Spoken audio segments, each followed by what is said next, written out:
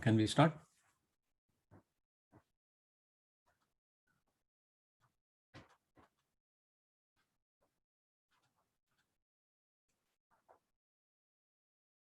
Hello. Hello. Yes, sir. Can we start? Yes, sir. We shall start. Yeah. Okay. Thank you. Hello, everyone.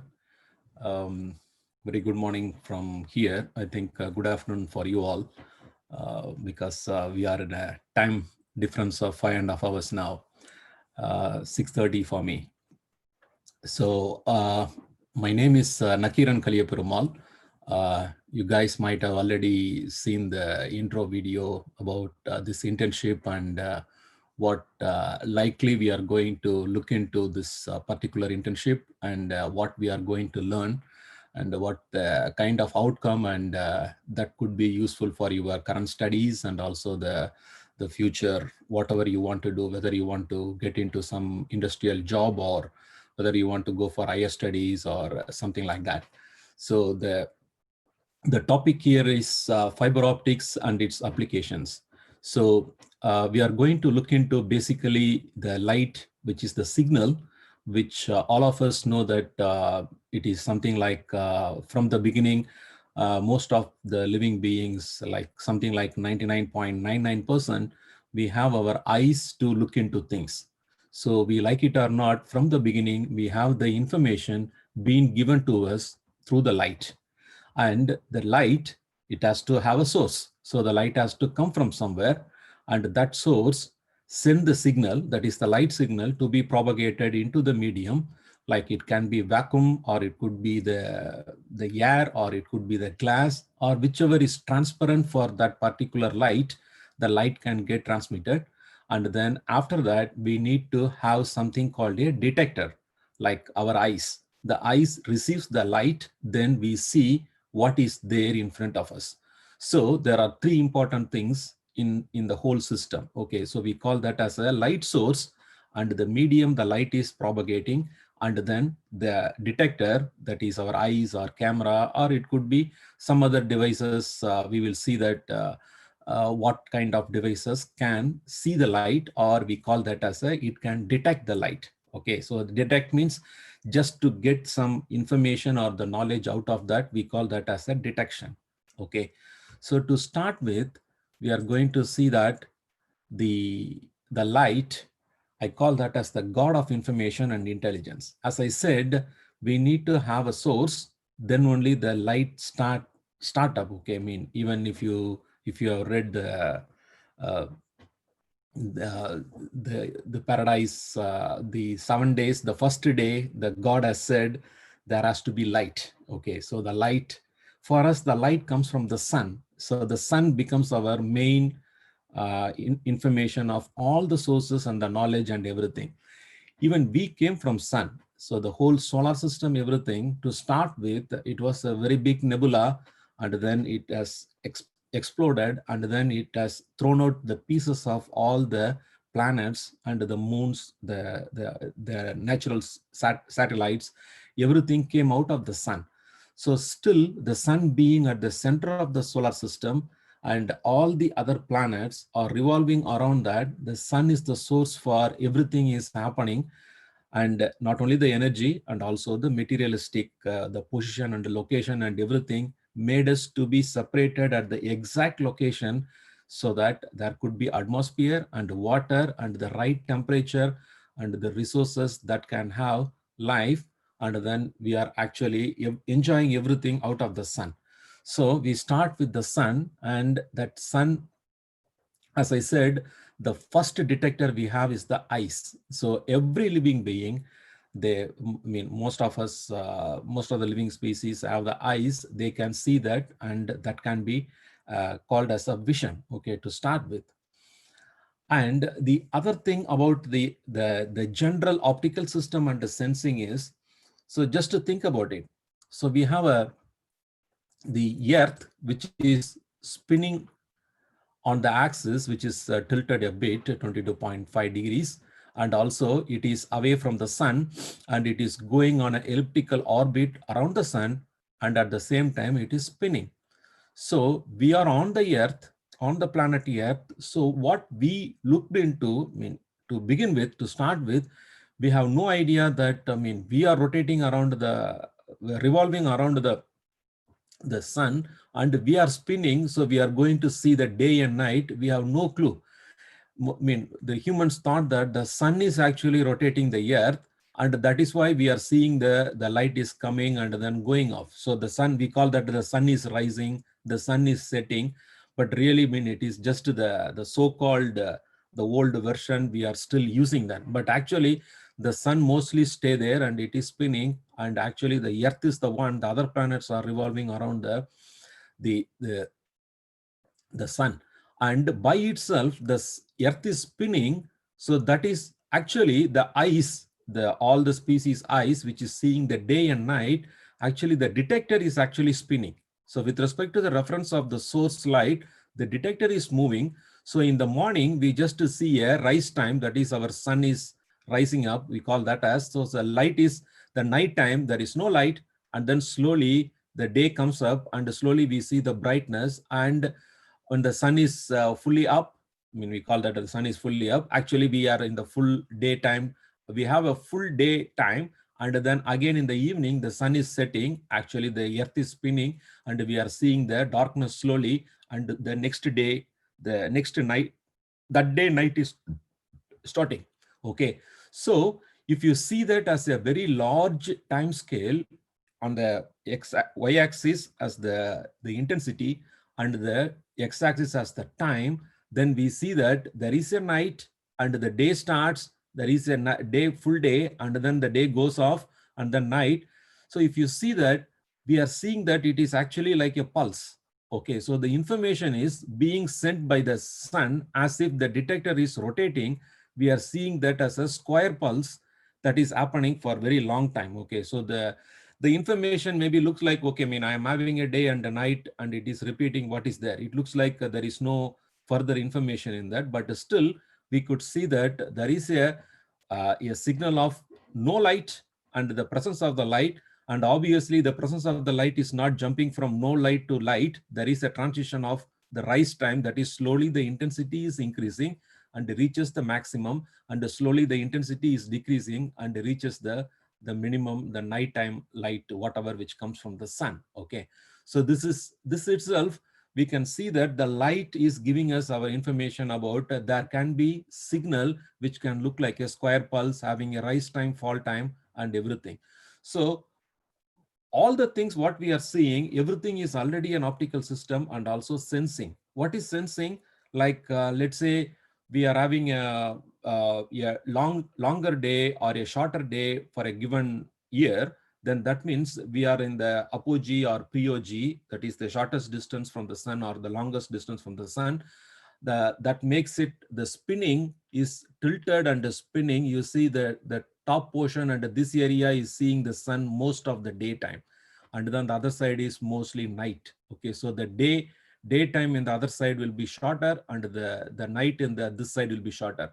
But the earth goes in the other side, then this axis remains the same, but this side will become more longer daytime period and this side will become a more nighttime period. That is what is happening. So that itself is giving us an information. The light source is giving an information. The way we receive the light and how long it is, everything tells us where is the position of the earth when it is revolving around the sun. So this is the kind of sensing information. We are sensing some information out of the light. And also if you see in the polar region, when the sunlight is coming, the sunlight has to penetrate very depth, very thicker layer of the atmosphere, so that the temperature in the top of the near to the polar region and the northern hemisphere, or in the Antarctica, that is the southern polar region, or in the near to that area, they are more colder. It's, I'm in Scotland. I'm much closer to the polar region than India. Then obviously the temperature in the places like Scotland or the north of Europe and north of America and Russia, those kind of countries will be having a much lesser temperature compared to the tropical area where the equator or something like that.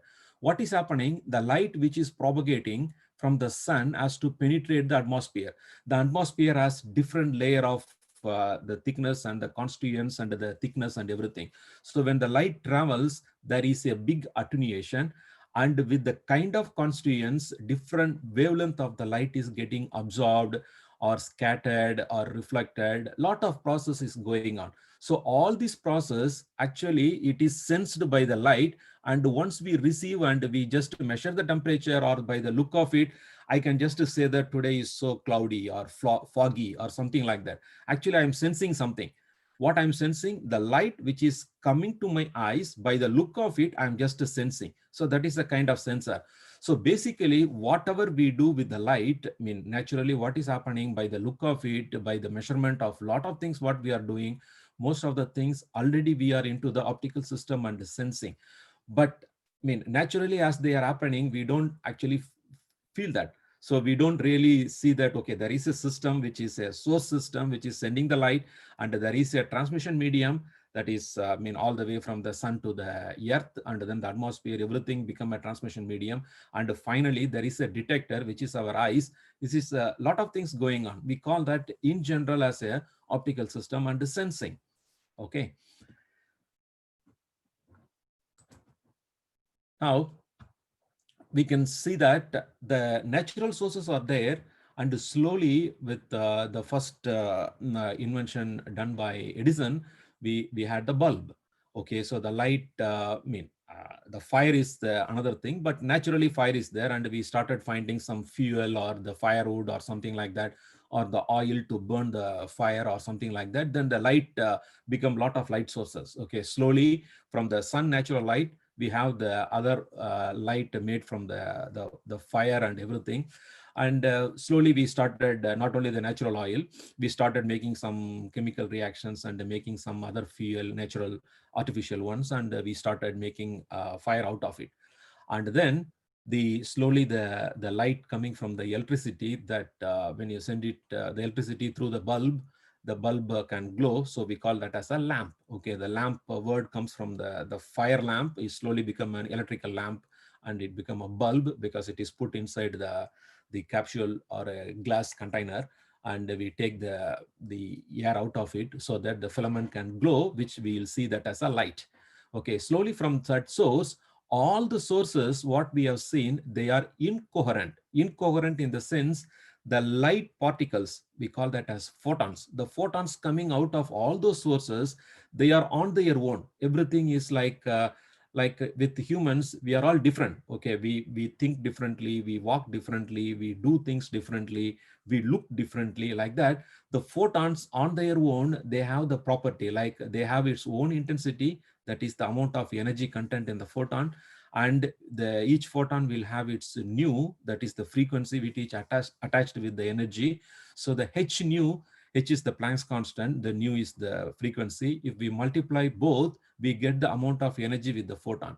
And in the way, the direction the photon is traveling, and also there is a polarization attached with the photon. All this thing makes the individual photon, they are all different. So one with the other, they may not be coherent with each other. The coherent means they should have the same energy, the same frequency or the wavelength, or it should have the same direction. The direction means the direction of propagation in which the photons are moving, and also they should have the same polarization. Everything put together make it as a coherent source. But it took very long time for the humans to understand how to get the coherent source. And slowly we started with, we learned that naturally every material, okay, we start with the very basic ones, we call that as elements. The basic elements, everything has the atomic particles, the subatomic particles, like the electrons, proton, neutrons, and the atomic structure and everything. So we learned that the innermost part of the atom is our nucleus, which has the proton and neutron. The neutron, by the name itself, they are neutral particles. That means they don't have any attached charges with that. But the protons are positive charges, and by itself, they can be split into more subparticles, mesons, and everything. We are not going into much detail about that, but just to think that they are at the center, but the electrons are on a shell around that at different energy level. They are revolving. Okay, we can just consider that it is like a solar system where the sun is inside, and then at the middle, and then the other planets are revolving around that. Is similar to that, every atom has its own number of protons, neutrons, and also electrons. The electron numbers and the proton numbers, they are exactly equal at for a given atom. That's why they are all neutral. In naturally, they are neutral. So the electrons which is revolving around the nucleus, they are at different level, the energy levels. Then slowly we realized that the light is, the source is actually coming from the electron in a higher energy level, jump it to the lower energy level. The exactly the energy difference between the higher level to the lower level, that comes out as a photon. So the energy levels in different element atoms, they are all different. So if you take hydrogen, the energy level between the innermost the shell of the electron to the next level, there is a fixed gap. So that we call that as a signature of the element. So every material, depending on the constituents, whatever elements they have, their wavelength of the photons or the light generated by that, because of the jumping of the electron from the higher energy level to the lower energy level, it is fixed, and that is the natural thing, and that fixed the property of the material. So we realized that, and slowly the humans have invented something called a sodium vapor lamp, because they filled the bulb with the sodium, and then you heat up that sodium solid particle can become a gaseous state, and then the light comes out of the sodium. Every sodium atom has the same energy level difference, so the light from the higher energy level can go to the lower energy level. So they come out as a source which is of a monochromatic light. Monochromatic light. Mono means single. Mono is actually coming from, you know, that something like audio signal, the music we listen can be a mono or stereo. So the mono is the word for single. Monochromatic. Chromatic word comes from chroma. Chroma is the color. Okay, so the color is actually the frequency set the color. So it is a single frequency light. That means all the light coming out of the sodium vapor lamp will have the same wavelength or the frequency. So we call that as a monochromatic. But strictly speaking, there are two wavelengths for the sodium, because there are two energy levels, the electron, one from one energy level to the another, and another from to the another. So there are two wavelengths. So we just take it as a monochromatic light. And then slowly, after the fantastic contribution from Einstein, we realized that there is a possibility that that kind of the single wavelength light which is coming out, still every atom can have the electron jumping from higher energy level to the lower energy level. So every photon can be going in different direction. So if you have a bulb, when the light is coming out, we can see the light from, we can see the bulb from every angle. From wherever we move, we can still see the light coming out of the sodium vapor lamp or any other lamp. That means what? The light is coming out from all direction. That is why even we move, that is our detector, the eyes, even if you move, still the detector can see the light. That means the light is coming out in all direction that we are detecting. So slowly we started to make some source which can be made it in a way that we put mirrors and then we make it to oscillate and the kind of things. So eventually we came out with a source which is highly coherent, that is unidirectional and almost a single wavelength, and all polarized in the same polarization, whatever the vertical or horizontal or circular or whatever it is. So we call that source as a laser source. So now the humans know how to do different kind of sources, laser sources, either as a solid state or gaseous state or liquid state, or even the semiconductor one. So the semiconductor one is very famous nowadays, because most of the thing what we are doing right now, they are all based on the semiconductor devices and semiconductor laser devices. And of course, the transmission also, instead of the open air or glass or something like that, we made it as a fiber, and then the fiber is the one which is helping as a, so this is the source and I put it inside a fiber. That means like a water tank having a water, and then I put a pipe and the water can come out through only through the pipe, and then it is going there to a tap where I can open and I can get the water out. Similar to that, you have a light source, and that light source coming out is coupled to a fiber, and then the fiber can take it like a tube, is a light tube, which you take it to the place where you want to detect it to see that what has happened or what kind of light signal or information being sent by the source to the detector. So this can be used for the communication, or it can be used for the sensing kind of applications. So that's the basic idea. So as I said, there are a lot of information that we can learn from the light. The other important, interesting information is about the moon, which is revolving around the Earth and spinning on its own itself. And also, as the Earth is revolving around the sun, the moon has three motions. So the spinning by itself, that once in every 14 days, and then it is revolving around the earth once in 28 days, and then it is going to have a full rotation around the sun also for 365 days. So all these things are happening. So, and the motion of the moon is actually locked with the motion of the earth also. So that is the natural locked phenomena. So that locked phenomena, that is what is making always it looks like the moon is showing only one side of it to us. So if we are uh, on the earth and we use the detector like our eyes to see the moon, we will see only the one side of the moon, because the earth is there and we are seeing the moon is rotating. Okay, so when they're rotating, when they come to the other side, so it has already spin one off, and then it comes here, so it is spinning to itself to come back, always showing the one side to us. Okay, so the other side of the moon is called the dark side of the moon. We cannot see that from the earth, because the way it is locked, the rotation is locked like that. So this kind of locked phenomena is available to other system also. So if you see some phase lock loop, I mean, if you are an electronics student, you will know that something called, there is a phase lock loop that is exactly works in the same principle how the moon's rotation is locked to the earth. And similar to that in light sources, in fabric lasers, we have something like mode locked oscillation, laser oscillation is possible.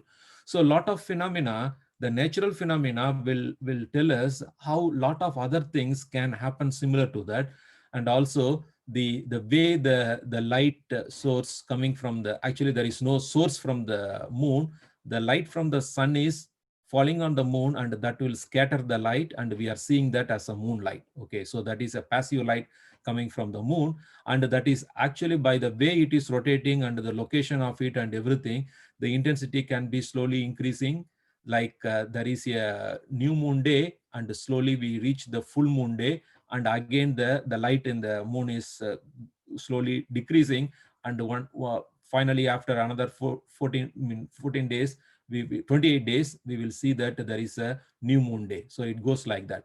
But if you take the average of every single day, it can be seen as a step kind of things. So this kind of information also tells us there is a signal like triangular wave, and the stepwise triangular wave, which can be used for nano positioners and a lot of control system and sampling and Nyquist criteria. And all this information, knowledge and everything is coming out of that. And also at one point, what can happen, when we are on the earth and when we are seeing the daytime light coming from the sun, the rotation of the moon can happen something like it can stop the light between the sun and the earth. We call that as a eclipse. It's called a solar eclipse. So that eclipse is actually, we can say that every day is a one bit of signal is coming from as a day information to the earth. When the moon is stopping that, we call that as a error bit. So that is something like the eclipse can be considered as in a digital communication, we lost the bit or error transmission or something like that. So a lot of natural phenomena, the phenomenon itself is telling us a lot of things that we are using it in our system. Okay, so there are a lot of things we can learn from the natural thing, and we can make use of it to design the system and try to use it for a lot of applications. Okay, that is also possible with the light. Okay, and again, as I said, the sensing is basically based on that. So there is an atmosphere, and the light coming from the sun goes through a lot of process, and all these process can be sensed from the earth. So what is the thickness of the atmosphere, and what kind of layers are there, and what kind of material or the constituents that is making the atmosphere. Everything is can be known from the amount of light and the wavelength of the light that we receive every day, every time. Okay, so that is also possible. And so basically, so we have our communication and also sensing from the light, which is actually naturally happening. And we are also making the artificial one through the fiber optics, or through even the point-to-point communication. So in good olden days, how information has been communicated between two places. So they may lit up the fire in at the top of the mountain, and whoever can see from the other near village or somewhere or the other mountain, they can just see that, okay, there is a light, and they may use that as an information they want to tell. So they may have a coding system of, if I leave the light for longer time, that means something, we are all okay. Or if the light is burnt for only for short time, then that means we have trouble. So like that kind of coding information we started as soon as we know how to generate the fire. And slowly we started using that as a Morse code. If you guys have seen that between the two ships, or between the port and the ship, in the beginning they used the light and then the Morse code. So they cut the light, or they transmit the light. So the cut kada, the dot and dash, they used it for sending the information. So the light was already used for digital communication very long time back.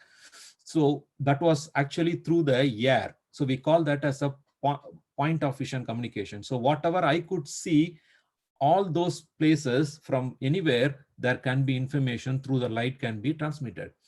And then when the fiber came, it become confined within the fiber. The light can be transmitted to avoid the loss, and then you can put it where exactly you want to send the light and everything. Then every material, the transmission medium, have their own property. They give attenuation to our signal. For example, if there is a fog or mist or something, we can't see the sunlight very clearly. So we call that as the visibility. What is the range of visibility I can see? That means the light is going through a lot of losses or attenuation through the transmission. So we are not seeing the light that good. It is not that bright. So that means it has gone through a lot of scattering and a lot of losses due to different kind of things. The loss can happen because of the water molecules can absorb it. The water molecules and other hydroxyl ions in the cloud or the mist can scatter it. That we call that as a Rayleigh scattering. And that is the reason why the sky also we are seeing it as a blue color, because of the way it is scattering. The shorter wavelength is getting reflected from the scattered from the sky. We see that as a blue color instead of all the white color from the sun, that only a particular color is getting scattered for us. Okay, so like that, the medium, depending on the light property, the medium will show a response to the light. Okay, if you are having this wavelength, then the water vapor are happy to absorb it. That means the light will get attenuated more. But let's say the wavelength of the light is in a different wavelength, then the water vapor cannot absorb that. Then the atmosphere won't give that much loss to the particular signal.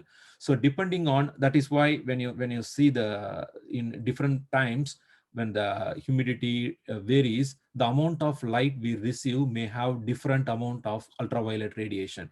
So some of the ultraviolet radiation coming from the sun is good for our skin, but some of them are not good. So all these things plays a vital role. So what we need to understand is, with respect to the source light which is coming out, it has its own property like the intensity and also its wavelength, that are the most important properties. The medium where the light is transmitted is getting affected because of that. Because of the, if it is very high intensity, then the loss will take longer time for the light to really to go down, to decay down to zero level. Or if it is was particular kind of wavelength, the medium can absorb the wavelength mostly, or scatter the wavelength mostly, kind of things. So we call all those effects, that is a medium effect or the system, because we have to say that the transmission system is the system which is making the signal to get propagated. So the effect, the light is being felt, we call that as a linear effect or non-linear effect. So the linear effect is all based on the wavelength or the frequency, and the nonlinear effect is based on the intensity. Okay. So, I mean, later when we look into the details of all those things, the material and then the signal property, material property, I will explain all these things in detail. But to get an idea, I mean, I'm giving an overall picture how slowly the natural process of a light source which is available as a sun, and the light is coming to the all the way to the earth to see it as a day and night, and through our detector and the transmission and everything, all these things are already explaining the communication and also the sensing what we are using for other purposes. Even for example, I'm sitting here and talking in front of my computer, and it is being coupled through a fiber optic transmission line from our the router here. All the way it goes to the nearest spot, I mean, which we call that as a hotspot or whatever it is, and then it is getting amplified, and the kind of communication, because I am connected through the Zoom. So I'm telling that I have a login and password connected to a particular address, and the Zoom is taking all the information communicated from this Zoom app through all these things, and then it is getting again broadcasted or multicasted to all the users, those are connected to that particular address location in the Zoom. Okay, so we are now using the communication not in general for everybody, because the day night kind of light information, it is common for everybody. It is not particularly for, okay, I will have a day and another person will have a night, not like that. But we made it an artificial communication and the sensing in such a way that we can manipulate things in such a way that whatever we want to have it, we can send that information to a particular address or a particular person who has that address. Okay, it is just like sending a post mail or email kind of thing. Okay, so the refractive index of the medium is the one of the important property which plays a vital role. So normal word is refractive index, we call that, but the refractive index is basically coming from the permittivity, indirectly coming from the susceptibility. Okay, so we call that is a susceptible. A particular material is susceptible to particular signal, and what property of it and everything is fixed by that. Okay, so the refractive index can be both positive and negative. Normally, we consider only the positive one. The negative one is actually the permittivity negative one will make the refractive index as a imaginary quantity that constitute the loss. Okay, so the other refractive index, you know that the reflection and the refraction, Snell's law, all those things are coming from the positive sign of the permittivity, and then the refractive index is the square root of the permittivity will give the positive one, which we use it for the finding the velocity at which the light is transmitted in that particular medium. Or even we can say that whether it is a denser medium or rarer medium, and the kind of refraction the light will go through, we will see that in details. Okay, just to have an idea. So because of that, that refractive index is a function of frequency. So we will have a dispersion of, if you have any pulse or any light signal which has more than one wavelength, every wavelength or the every frequency will travel with a different speed, because the refractive index is different. So that will constitute the dispersion. We will look into that in detail later. Okay. And also, as I said, because of the intensity variation, the medium can behave nonlinearly or linearly to the particular light signal. So we need to look into the nonlinear effects also. We will see that details later. Okay, so all the thing what we have just now said, that the medium that the light signal is getting transmitted is showing or giving some influence to the light signal. Okay, let's say I want to use the medium or the transmission system as a communication system. That means I want to send my information to the other end. Like I'm talking to you, I want to send the screen and my look, I'm sitting and I'm wearing a blue color shirt, and the way I look, I want all this information without any distortion or any loss to be communicated to the end user. Okay, so if that is the case, if the transmission system, the system or the medium is going to distort it, I don't like it. because that is going to either distort it and I may look totally a different person, or the audio signal I'm sending, it may not come at the right time and not listen properly. Or you might have seen when you're watching the streaming of the video, the buffering will go on because there is a lot of things happening in the system. We don't want that. In communication, all the effect the medium is imposing on the signal, we don't like it. So when we are designing a communication system, the communication engineer always want to design the system in such a way, I want to minimize the loss and I want to minimize the distortion or the dispersion or all any bad effects that the transmission system is imposing on the light signal or any communication signal. I want to stop it, minimize it. That is the job of a communication engineer. And when you take the sensor, the sensing side, actually the sensing is making use of that. Why the transmission system or the medium where the light signal is getting transmitted, influenced by the medium, that is telling what I have. Let's say it is having some lot of water particles, then the light will get absorbed. So when you receive the light with the amount of light that is already lost, we will come to know that how much water content is there, what is the humidity, or by the look of it we can say that the visibility is very bad. That means that there is a mist, so we are sensing. So all the bad things that is for the communication, actually for the sensing, they are all good. So we can know that what is happening in between the transmitter and the receiver, that is the light source and the detector. Anything is happening, what is there, everything can be sensed. So the communication and the sensing, they are put apart like the extreme end of the application of the light with respect to the source and the detector. Okay. And the other very important property is the source itself. As I said, every element has its own signature because of the energy level. The electron is jumping from one level to the other and everything. So we have the whole source, it put up together, we call that as electromagnetic wave. So the electromagnetic wave has its own spectrum. Spectrum means with respect to wavelength or frequency, they have a family of lot of things. So we start with when you say that a very low frequency or long wavelength. So this particular axis is our frequency. That is this blue color letter says frequency in hertz, and this is the meters. This is the wavelength in meters. Okay, the numbers are written in red color. Okay, so they are in logarithmic units. So that is why this is 10 power 8 meter, 10 power 7. So 10 power 0 meter, that is 10 power 0 is 1 meter wavelength. And then it goes to point, I mean, 0.1 is -1. 10 power -1 is 1 over 10, that is 0.1. So when the electromagnetic wave, the wavelength is increasing in this direction, but the frequency will be increasing in the opposite direction.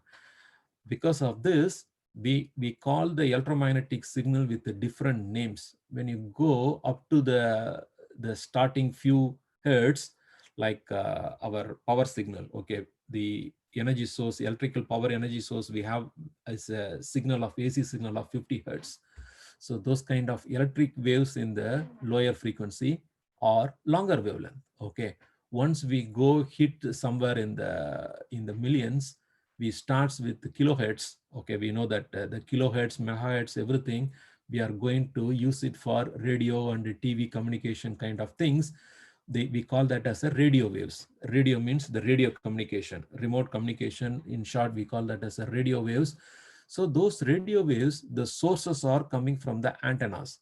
The antennas are conductors. The electricity can be conducted in the conducting wire. It could be copper or aluminum or noble metal like gold or silver or something like that.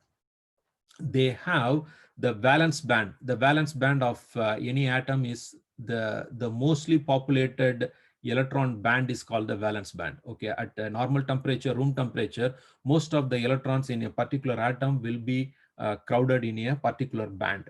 A certain energy gap from the center, from the nucleus, the electron will be clouded. Okay, I say clouded because it is like a cloud of electrons. Okay, it is like we are seeing the cloud in the atmosphere. The electron will be having an electron cloud in the shell. It's a band actually. It is not a thin it has a thickness. Okay, it is like the eggshell. The electron will be on the band. We call that band as a valence band. And with respect to the material structure and how it is made, that we can say that there is a conduction band. It is a common band for all the electrons or the molecules in the particular material with respect to the atomic structure, molecular structure, and the lattice structure and everything. When the valence band is energy is in the conduction band, that means the electrons in the valence band, which is in the conduction band, it is not fixed to a particular atom or a molecule. They are common to the any molecule or the atom within the material, so they can move around. So that we call that as the conduction band electrons. So those electrons can move in the proper material. That kind of material we call that as a conductor of the electricity. Okay, so they are very good conductor of the electricity, because that electron will help the conduction of the electricity flow. When you give a potential difference of high potential to a low potential, then the electrons will be going, moving away from the lower potential to the the higher potential. Okay, so the positive, if you connect it to a battery and if you have a conductor, then the electricity will flow from negative to the positive because of the electron flow. But the conventional current, we always thought that it is from the positive to the negative because of the water tank, higher potential. Always higher potential to the lower potential is the way the energy will flow. That is the thought process of the humans. But humans did not realize that in the atomic structure, the negative electrons are the one which is helping to flow the electron, the current. So the electric current has to flow with respect to the what sign of the carriers are. So the particles which are carrying the electricity, they are negative charges. That means they will be moving away from the negative charge and reaching the positive charge. Okay, so when the antennas are with respect to the wavelength of the electromagnetic wave, if you keep it as a lambda by 2, the material size, the antenna conductor size, then if you pass that particular frequency or the wavelength of the signal, they oscillate. In the way it oscillates, it can transmit the electromagnetic wave of that particular wavelength. Then we call that as a transmitting antenna. And those all these up to some bit of a microwave to radio wave and all the ultra high frequency, very high frequency, that kind of electromagnetic wave is through the conduction band electrons, which are we call that as an antenna. Now you see, with respect to the wavelength or the frequency, we are connecting the material property. So the natural material which is available with the kind of electronic structure, and when there is in the atomic the conduction band, the electrons are there, then that kind of source will give out the electromagnetic radiation in that particular frequency or wavelength of that particular family. Then slowly we go to the higher frequency or bit lower wavelength, microwaves. By the name of it, we call that as a microwave because they are going to touch 10 power minus 3 is milli, and slowly it is going to the microwave here. But we call this as a microwave. It is coming from the dish antenna and rods. And also slowly we have the molecules also, like maser, ammonia can be a good one. And also even the water. You see the microwave oven we use, water is made of H2O, one oxygen atom and then 2 hydrogen atom, and those 2 hydrogen atom can vibrate with a particular frequency. Okay, so that particular frequency of that is in the microwave, that electromagnetic wave is passed on to the water molecule. Then the hydrogen, 2 hydrogen will happily absorb that and they agitate. And that is how when they are agitating, vibrating, they are hitting the food particle around it. That is how the microwave heat up the food. Okay, so those kind of things are sitting around this area. And then slowly from the microwave, it will go to the infrared. So slowly from the conduction band electrons, we move to the molecular vibration and slowly to the infrared. Infrared is already the infrared, the visible band, and also the ultraviolet. Everything put together is called the light. Okay, so the light is not only the visible region, the whole infrared, the visible and also ultraviolet, we call that as a light. Okay, so the light is actually those material not having the electrons in the conduction band, but inside, but they are jumping from higher energy to the lower energy level. That light is coming out as a light source, as a photon, and they are all falling in particular family of the electromagnetic wave radiation. Okay, so slowly from the conduction band to the molecular vibration, we have gone into the energy level electrons which are jumping. That is the source of that electromagnetic wave. Then if you go next higher frequency, we call that as a X-ray. X-ray are inner electrons. So if you have a material nucleus and a different energy level, the outer electrons has to be kicked out. Then we call the material become ionized. Then the ionized atom, the inner electrons can jump from inner energy level to innermost. Then that radiation comes out as an X-ray. So they are in higher energy, also the higher frequency, or very short wavelength. Okay, so then from gamma rays it goes to the X-rays to the gamma rays. So now we are already in the innermost electron in the material. Then the gamma rays is more higher frequency. They are coming from the nucleus. So the alpha particle, beta particle, and the gamma rays. So that is the radioactivity kind of things. They are all coming here. So the electromagnetic wave, they are connected with the material atomic structure and the source and how they work in principle. Okay, so we need to have a overall general idea that the energy and the matter, that is what made this whole universe, they are connected. And the source of energy is actually coming from the material and vice versa. Okay. And also the material size. So we can have the source and the detector and the medium can be a huge size, like the sun, earth, and the atmosphere and the vacuum in between everything. So those kind of macro things, the time scale can be very large, like day and night is quite long kind of thing, or it can be the kind of thing can be micro. Okay, so one is macro and another is micro. Depending on that, we may have different communication or application or kind of things. Okay, so even naturally, a lot of things are happening with the light. Okay, so this is a small example, like the color. You see, this is red color. Okay, so the apple skin is red because of the pigment. So the pigment, material pigment, that makes the nature of this color. But the color of a butterfly or even the peacock, so you see all these colors. Okay, you might have seen this. They are not natural colors. The material, the way the structure of the material is this. If you put it under the microscope and to see the structure, they actually, this butterfly blue color, it is actually gray color in reality. But they are having a structure, microstructure, in such a way that the particular blue color cannot penetrate. So when a sunlight shines on it, all other color wavelength will pass through. Only this particular blue color will be stopped. That means that will be given out as a bright color coming out of that surface. Okay, so that kind of molecular microstructure of this the surface makes it look like it is a natural color. Peacock color is also same. If you take the peacock feather and then if you put it under a microscope, you will see they are in only black and white, but they have a particular a microstructure. That microstructure makes that. Even some stones, they look like they are very shiny and different colors and everything, but they are not real natural colors. They are all because of the kind of structure they have. So it's the same with this some bee and even some lot of natural animals. They have this kind of structure. That is what is happening. So here, this kind of thing is also made use of. We try to make some transmitter or even source out of these kind of things. So the humans are learning a lot of things from the natural thing, and we even make fibers. So the modern new kind of fibers, we call that as a photonic crystal fiber. They are all made from this kind of phenomena. We can choose the wavelength and the property, what light has to be reflected, what has to be transmitted, and how much wavelength it has to be, how much energy it has to be. Everything can be designed and manipulated through this kind of microstructure.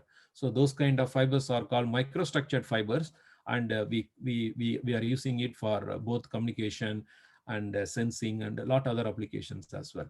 Okay, so basically, so far we have seen a lot of things like natural sources, the origin of the light, the detector and the transmitter and everything. But we need to know that all these phenomena are happening.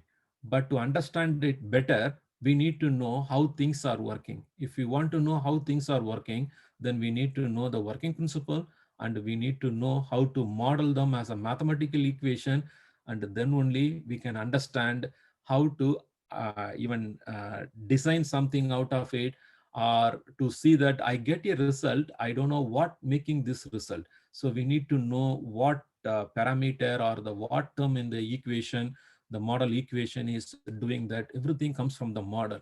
So how to model a system, and the system is not modeled on its own. Okay, we need to have the signal also. For example, we learned Ohm's law very long back. Okay, if you ask somebody, immediately everybody will say that what is Ohm's law? V equal to IR. V equal to IR is not Ohm's law. V equal to IR is the mathematical model of the Ohm's law. Okay, if you have a conductor of a resistance value R, and if you keep a potential difference of V, and if you keep them at a constant temperature, then there will be a current flow through that conductor, and that amount of current is I. Then you put an input signal, that is our voltage. Voltage signal is the input signal.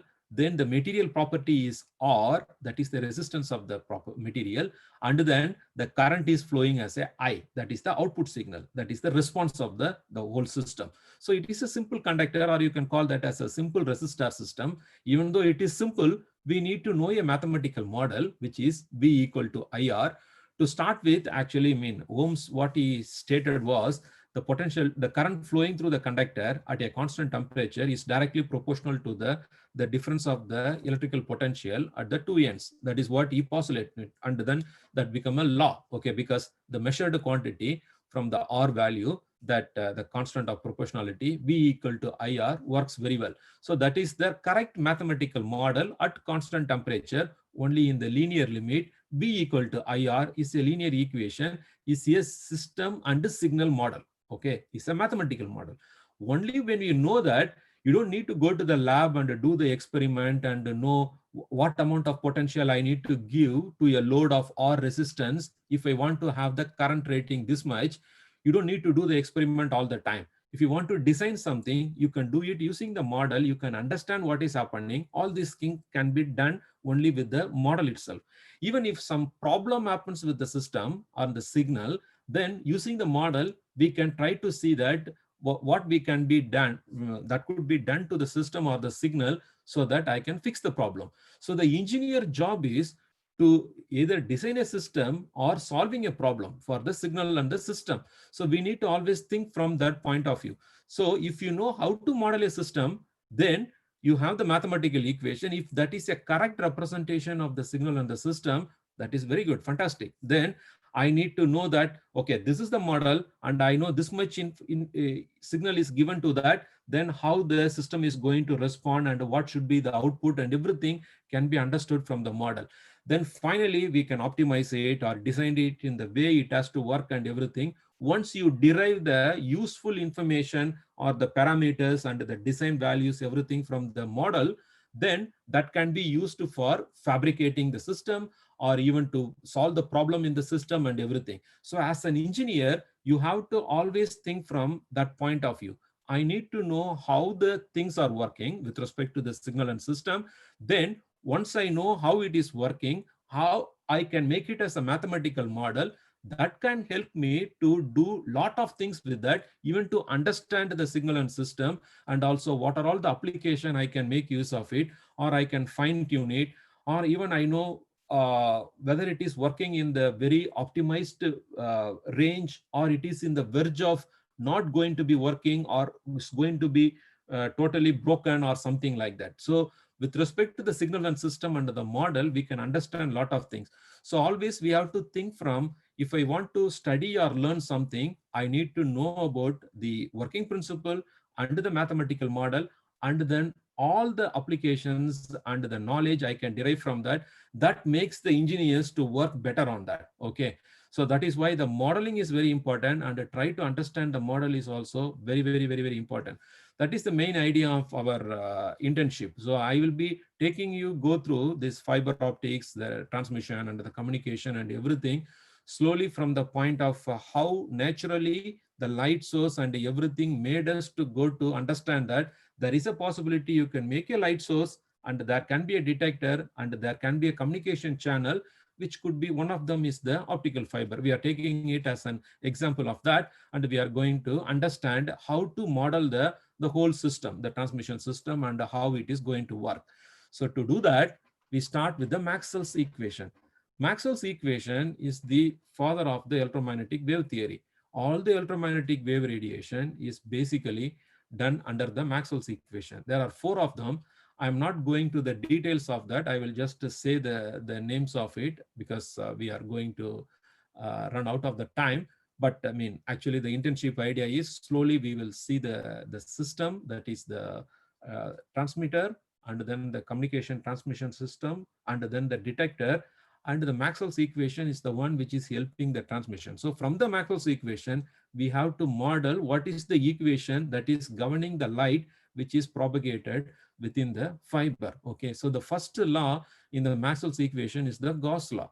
So the Gauss law, we have already, everybody knows to start with, there is a electric fields line around the charges. Okay, if you put a positive charge, then the field lines, we draw that as a lines coming out of it going all the way to infinity. If there is no other charge around it, the electric field lines are drawn like that. So these electric field lines, we are putting it outside, going out, because when you put another positive charge, they will repel each other. So the arrow has to oppose each other. And to make a direction notation for the positive charge to the negative charge is the one which is receiving the electric field lines. And this electric field can be used for explaining the Coulomb's law also. But historically, the Coulomb's law came first, and then we understood if you have a charge, another charge is feeling a effect. That means there is a field coming out of this charge. So if you put a positive charge, around that, there is a positive electric field. If you put a negative charge, there is a negative electric field. If you keep it separated, and if you hold it, not allowed to move, then the positive and negative charge put like this, the electric field line starts from the positive charge, goes to the negative charge, and when they are, this line is saying that it is need to make a very big one. So depending on the strength of the charges, how much coulombs they are, that will decide whether it can go or it will be going to the infinity. So this one will go to infinity, but the one near to this will be coupled with the electric field lines. Okay, so these lines, actually that is coming as the first one as the Gauss law. I will explain that how the electromagnetic radiation is connected to the Gauss law later. That is the first law for the Maxwell's equation. And then the second law is the Gauss law for magnetism. So this magnetism one, when a current carrying conductor, around that there will be a magnetism. Okay, so that one comes from there. And the next one is the Faraday's law of induction. Okay, from the magnetism, electricity can be produced, electric field can be produced. That is also part of the Maxwell's equation. The last one is the Ampere's law. And this one is the fantastic contribution by Maxwell's, because Maxwell's added bit more to what Ampere stated. So that made the whole electromagnetic wave theory put together, joined together. So that makes the marriage, the right marriage between the three different laws. And one Ampere's law was totally different from the other three. The Gauss law for the electrical charges, the Gauss law for the magnetism, Faraday's law of induction, they are one kind of family. Okay, but the Ampere's law was something different. But Maxwell's put a bit of yes, I can call that as a spice, extra spice to that Ampere's law. Then it kind put together all four of them. Then this Maxwell's equation explained the fantastic how the electromagnetic waves are getting radiated and transmitted from one source to the another, and the transmission system, and everything can be explained using the Maxwell's equation. Okay, it's a fantastic one. So from there, slowly we will see that what is an optical fiber, and the refractive index, refraction, and the total internal reflection, everything we will see in detail.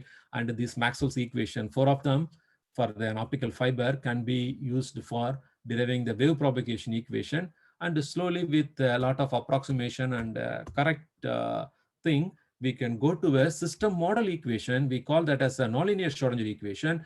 This equation is the one which will help us to design the optical fiber system for communication or sensing, or even solving the problem, or to understand what is happening to my signal with respect to the system property, or what kind of system is that, what kind of signal properties that will get affected, whether the intensity will affected or the frequency. Everything is built up in this single equation. So for an engineer, optical communication engineer, this equation is more than enough to understand and explain and design and to solve the problem, anything to do with optical fiber transmission system or a sensor system.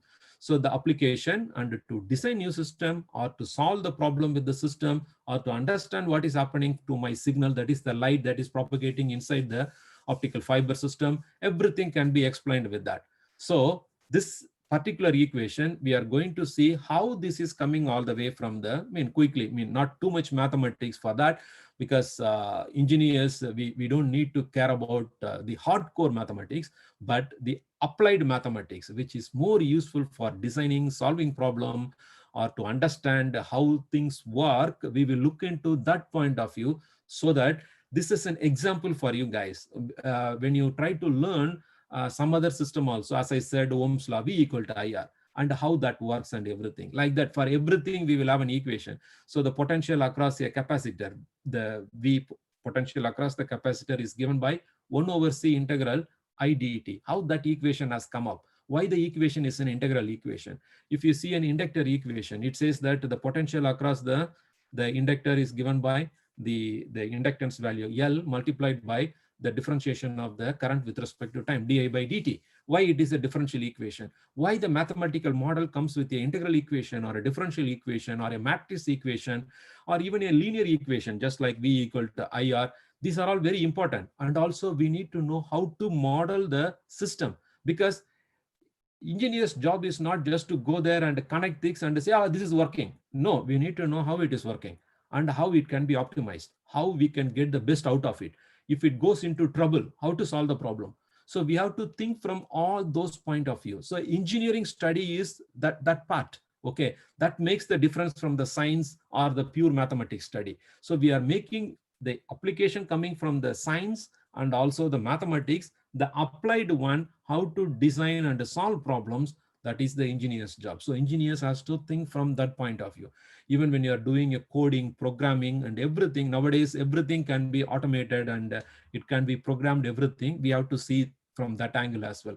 So while going through how we can understand this equation, model the system, design the system of the optical fiber transmission system, we will see that how to solve this equation, or to numerically solve that equation using computer programming and everything. So I will go through, because I love coding. Okay, I do most of the time in my leisure time. Apart from cooking, I love cooking. The next thing I love is coding. I do a lot of coding. So I try to do it for more useful from an engineer point of view, how to use the coding for solving the problem in engineering, and how to do that. Even this slide is not a PowerPoint slide.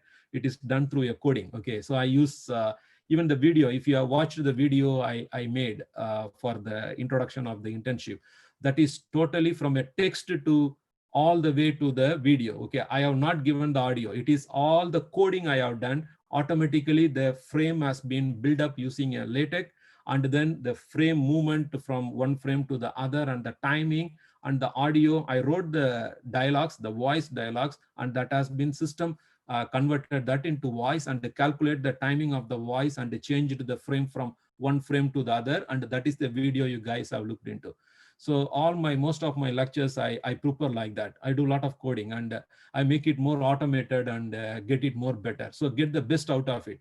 As an engineer, we have to think from that and use the best time. That is the time. I always call that as a present. Present is the only time we have. That is why it is called a gifted present time. Make use of it as best as possible with the resource whatever we have. So try to make use of me as a resource through this internship. Ask question or doubts and everything. So we will take it as more interactive in the future, and also inline and offline. We will go through a lot of things. So as this as the basic introduction I give about the internship and the whole idea, we will take it further, and slowly we will look into it.